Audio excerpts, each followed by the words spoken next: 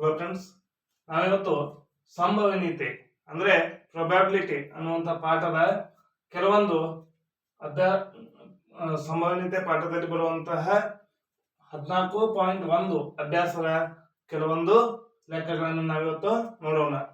ನೋಡಿ, ಮೊದಲನೇದಾಗಿ ಏನು ಕೊಟ್ಟಿದ್ದಾರೆ ಅಂದ್ರೆ ಒಂದು ಘಟನೆ ಈ ಯ ಸಂಭವನೀಯತೆ ಪ್ಲಸ್ ಈ ಅಲ್ಲದ ಘಟನೆಯ ಸಂಭವನೀಯತೆ = ಎಷ್ಟಾಗುತ್ತೆ ಅಂತೇಳಿ ಕೇಳಿದ್ದಾರೆ.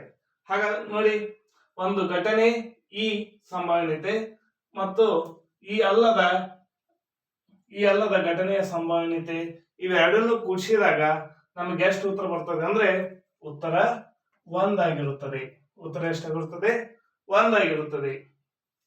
ಅದೇ ರೀತಿಯಲ್ಲಿ ಸಂಭವಿಸಲು ಅಸಾಧ್ಯವಾದ ಘಟನೆ ಅಂದ್ರೆ ಸಂಭವಿಸಲು ಅಸಾಧ್ಯವಾದಂತ ಘಟನೆ ಅಂದ್ರೆ ಈಗಾಗಲೇ ನಿಮ್ ಕಡೆ ಒಂದು ಡಯಾಸ್ ಇದೆ ಅಂತ ತಗೊಳ್ಳಿ.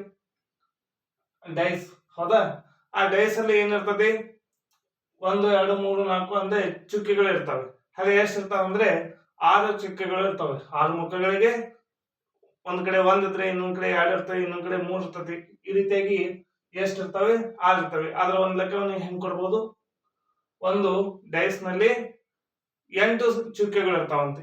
ಹಾಗೆ 8 ಇರಕ್ ಸಾಧ್ಯನಾ? ಇಲ್ಲ. ಅವಾಗ ಆ ಘಟನೆ ಏನಾಗ್ತದೆ? ನಮಗೆ ಅಸಾಧ್ಯವಾದಂತ ಘಟನೆ ಆಗುತ್ತದೆ. ಹಾಗಾದ್ರೆ ಸಂಭವಿಸಲು ಅಸಾಧ್ಯವಾದಂತ ಘಟನೆಯನ್ನ ನಾವು ಏನಂತ ಬರೀತೀವಿ? 0. ಏನಂತ ಬರೀತೀವಿ? 0. ಅಂದ್ರೆ ಸಂಭವಿಸಲು ಅದು ಸಾಧ್ಯವಿಲ್ಲ. ಇಂತಹ ಘಟನೆಯನ್ನು ಅಸಂಭವ ಘಟನೆ. ಇಂತಹ ಘಟನೆಯನ್ನು ನಾವೇನಂತೀವಿ? ಅಸಂಭವ ಘಟನೆ. ಹಾಗಾದ್ರೆ ಅಸಂಭವ ಘಟನೆ ಏನಾಗಿರುತ್ತದೆ? 0 ಆಗಿರುತ್ತದೆ. ಅಸಂಭವ ಘಟನೆ ಅಂದ್ರೆ 0 ಆಗಿರುತ್ತದೆ.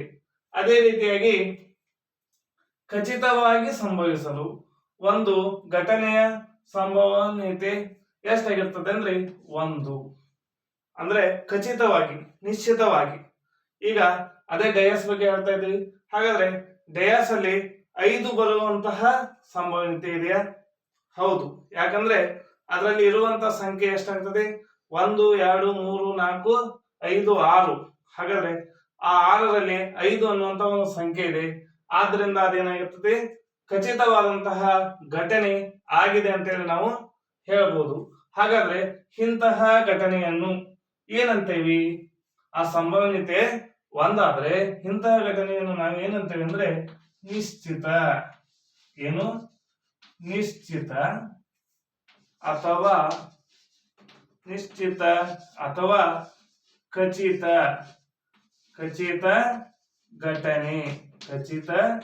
ಘಟನೆ ಎನ್ನುತ್ತಾರೆ. ನೋಡಿ, ಅದೇನಾದ್ರೂ 0 ಬಂದ್ರೆ ಅಸಂಭವ ಘಟನೆ ಆಗುತ್ತದೆ.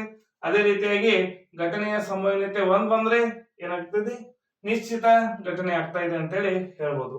ಅದೇ ರೀತಿಯಾಗಿ ಒಂದು ಪ್ರಯೋಗದ ಎಲ್ಲಾ ಪ್ರಾಥಮಿಕ ಘಟನೆಗಳ ಸಂಭವನೀಯತೆಗಳ ಮೊತ್ತ ಅಂದ್ರೆ ಯಾವ ರೀತಿ? ಒಂದು ಪ್ರಯೋಗದ ಎಲ್ಲಾ ಪ್ರಾಥಮಿಕ ಘಟನೆಗಳ ಸಂಭವನೀಯತೆ ಅಂತಂದ್ರೆ ಅದು ಕೂಡ ಏನಾಗುತ್ತದೆ?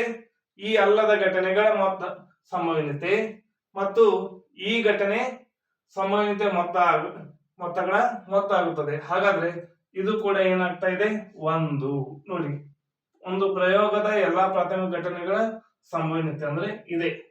ಒಂದು ಘಟನೆ ಈ ಯ ಸಂಭವನೀಯತೆ ಮತ್ತು ಈ ಅಲ್ಲದ ಘಟನೆಯ ಸಂಭವನೀಯತೆ ಆಗಿರ್ತದೆ. ಹಾಗಾದ್ರೆ ಇವುಗಳ ಮೊತ್ತ ಎಷ್ಟಾಗತ್ತೆ? 1 ಆಗತ್ತೆ. ಗೊತ್ತಾಯ್ತಾ? ಅದೇ ರೀತಿಯಾಗಿ ಒಂದು ಘಟನೆಯ ಸಂಭವನೀಯತೆ ಏನಾಗಿರ್ತದೆ ಅಂದ್ರೆ 0ಗಿಂತ ದೊಡ್ಡದು. ಅದೇನಾಗಿರ್ತದೆ? 0ಗಿಂತ ದೊಡ್ಡದು ಅಥವಾ ಸಮ. ಅದು 0ಗೆ ಸಮಾನವಾಗಿರಬಹುದು, 0ಗಿಂತ ದೊಡ್ಡದನು ಆಗಿರಬಹುದು, ಮತ್ತು 1ಕ್ಕಿಂತ ಚಿಕ್ಕದು ಅಥವಾ 1ಕ್ಕೆ ಏನಾಗಿರ್ಬೋದು? ಸಮ ಆಗಿರಬಹುದು. 1ಕ್ಕೆ ಸಮ ಆಗಿರಬಹುದು. ಹಾಗಾದ್ರೆ ನೋಡಿ, ಒಂದು ಘಟನೆಯನ್ನ ನಾವು P ಆಫ್ E ಅಂತ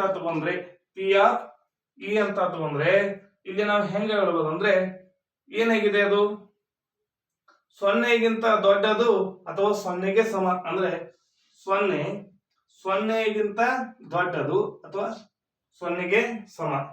ಅದೇ ರೀತಿ ಇಲ್ಲಿಗೆ ಒಂದಕ್ಕಿಂತ ಚಿಕ್ಕದು ಅಥವಾ ಒಂದಕ್ಕೆ ಏನಾಗಿರ್ತದೆ ಸಮ ಆಗಿರ್ತದೆ. ಹಾಗಾದ್ರೆ ಪಿ ಆಫ್ ಇ ಅನ್ನೋದು ಏನಾಗಿದೆ ಒಂದು ಘಟನೆಯಾಗಿದೆ. ಈ ರೀತಿಯಾಗಿ ನಾವು ಇವುಗಳನ್ನ ತಿಳ್ಕೋಬಹುದಾಗಿದೆ. ಗೊತ್ತಾಯ್ತಾ? ನೋಡಿ, ಈ ರೀತಿಯಾಗಿ ನಾವು ಸಂಭವನೀಯತೆ ಪಾಠದಲ್ಲಿ ಬರುವಂತಹ ಅಸಾಧ್ಯವಾದ ಘಟನೆ ಸೊನ್ನೆ ಆಗಿರುತ್ತದೆ. ಸೊನ್ನೆ ಆದ್ರೆ ಅದು ಅಸಂಭವ ಘಟನೆ, ಆಗುತ್ತದೆ. ಅದೇ ರೀತಿಯಾಗಿ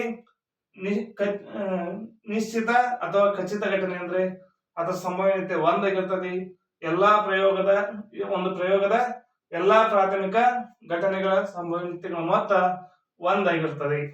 ಈ ರೀತಿಯಾಗಿ ನಾವು ಅಭ್ಯಾಸ 14.1ರ ಒಂದು ಬಿಟ್ಟ ಸ್ಥಳಗಳನ್ನ ಈ ರೀತಿಯಾಗಿ ಕಲ್ತಿದ್ದೇವೆ ಅಂತ ಹೇಳ್ತಾ ನೋಡಿ. ಇದೇ ರೀತಿ ನಮ್ಮ ಮುಂದಿನ ಎಲ್ಲಾ ವಿಡಿಯೋಗಳನ್ನ ನೀವು ನೋಡಲು ಲೈಕ್ ಮಾಡಿ, ಶೇರ್ ಮಾಡಿ, ಸಬ್ಸ್ಕ್ರೈಬ್ ಮಾಡಿ. Okay, thank you.